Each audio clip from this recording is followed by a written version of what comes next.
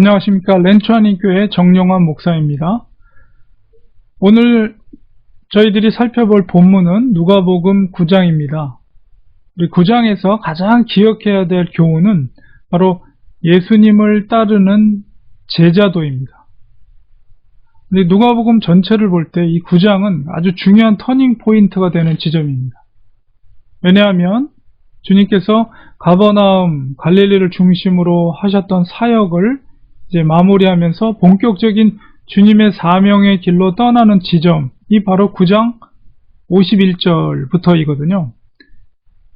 그래서 갈릴리 중심의 사역이 주로 능력 전도의 사역이었다면, 그래서 그 사역의 마무리를 보면 누가는 이 노병의 사건으로 마무리가 되고 있어요. 그리고 이제 9장 51절부터는 본격적인 구속사의 완성을 위한 여정이 시작이 됩니다. 바로 예루살렘으로 향하는 여정이죠. 예루살렘에는 무엇이 기다리고 있습니까? 바로 주님께서 짊어져야 될 십자가입니다. 누가는 바로 이 전반부의 사역을 통해서 예수님의 신분에 대해서 말하고 있습니다.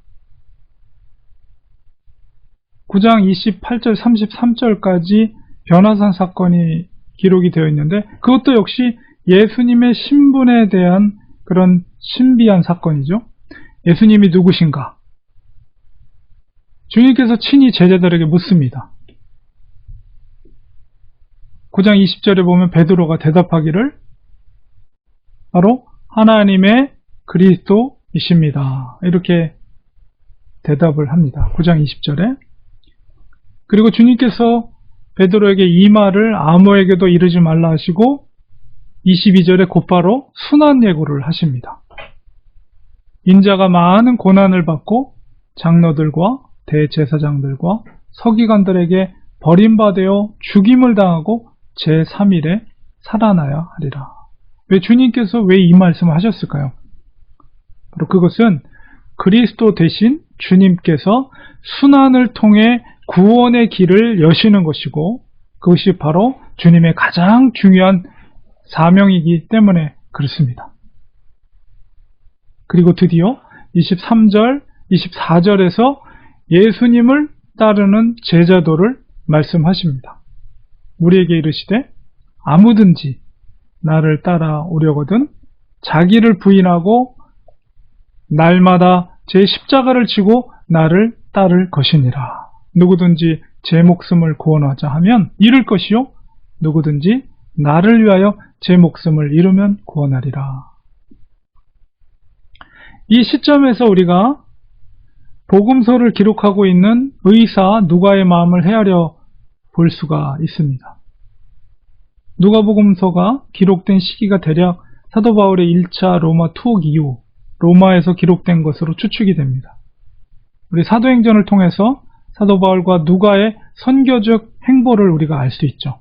복음을 전하기 위해서 아시아와 소아시아와 마게도냐, 고린도 지역을 다니면서 수많은 고난과 핍박을 받았던 그런 선교적인 경험 속에서 진정한 제자도가 무엇인가를 의사였던 누가는 몸소 깨닫고 있는 상황.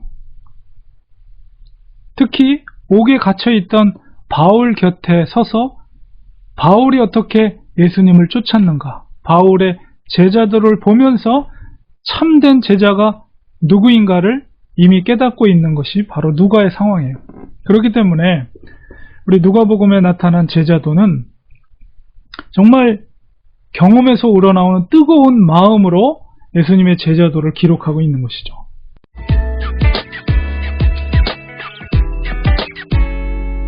그래서 9장 우리가 57절에서 62절에 보면 이제 3명의 제자가 등장합니다. 예수님을 따르고자 하는 3명의 제자가. 첫 번째 제자는 뭐라고 말합니까? 내가 예수님을 쫓겠다고 하니까 예수님 말씀하신 것이 58절에 여우도 굴이 있고 공중에 새도 집이 있으되 인자는 머리 들 곳이 없다. 이 말씀하세요. 이게 무슨 말이에요? 너가 나를 따르거든 부귀도 영화도 심지어 너희가 머무를 집도 없이 궁핍한 삶을 살게 될 텐데 너에게 보장할 것이 없다. 그래도 나를 쫓을래? 이걸 묻는 거죠. 그리고 두 번째 사람에게 주님이 대답한 것이 무엇입니까? 60절에 보면 죽은 자들로 자기의 죽은 자들을 장사하게 하고 너는 하나님의 나라를 전파하라. 이렇게 말합니다. 두 번째 제자에게 하신 이 말씀의 의미는 바로 부모가 죽어도 그 장사를 준비하는 것보다도 하나님의 나라가 더 중요한데 그래도 너는 나를 따를래? 하고 주께서 물으시는 거예요. 세 번째 제자에게 말합니다. 62절에 보면 손에 쟁기를 잡고 뒤를 돌아보는 자는 하나님 나라에 합당하지 아니하다. 이 말씀의 의미는 무엇입니까? 복음을 전하는 일로 때론 가족들을 만날 수도 없고 사랑하는 사람들과 이별할 수밖에 없는 그런 상황 속에서 너가 그래도 나를 따를 것이냐? 하고 주님이 물어보시는 거죠. 앞서 말한 것처럼 누가가 말하는 제자도가 무엇입니까? 그것은 9장 24절에 누구든지 제 목숨을 구원하고자 하면 잃을 것이요 누구든지 나를 위하여 제 목숨을 잃으면 구원하리라. 이 목숨을 내려놓는다는 것은 주를 위해서 모든 것을, 목숨보다 귀한 건 없는 거니까요, 모든 것을 내려놓을 때 갈 수 있는 길이 바로 예수님의 제자의 길이라는 것입니다. 여러분은 과연 무엇을 보면서 예수님을 따르고 계십니까? 그 제자의 길은 정말 좁은 길입니다. 대부분의 사람들이 외면하는 길입니다. 그런 줄 알면서 주님은 우리에게 요구하십니다. 그래도 나를 따를래? 우리는 자신 있게 주님 앞에 고백해야 됩니다. 네, 따르겠습니다. 그 길만이 생명의 길이기 때문입니다. 구원의 길이기 때문입니다. 천국에 입성하는 유일한 길이기 때문입니다. 누가가 말하는 이 제자도는 그저 말로 하만한 제자도가 아니라 삶을 통해서 나타나야 합니다. 자기를 비우고 우리가 짊어져야 될 그 십자가를 날마다 지고 따라가는 그런 제자도. 주님은 우리에게 이 시대 가운데도 그 제자의 길을 걷기를 요구하고 계신다는 것을 우리는 기억해야 합니다. 기도하겠습니다. 하나님, 주님을 따른다는 것은 때로는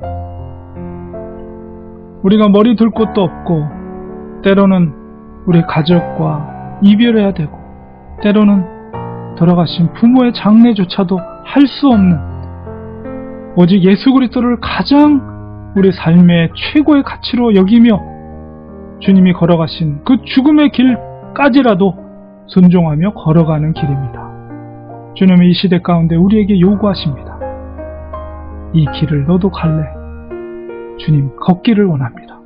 주님이 걸어가신 그 십자가의 길을 저희들도 걷기를 원합니다. 주께서 능력 주셔서 성령으로 힘 주셔서 주님이 걸어가신 그 길을, 그 사명의 길을 우리들도 걷게 하여 주시옵소서. 예수님의 이름으로 간절히 기도드리옵나이다. 아멘.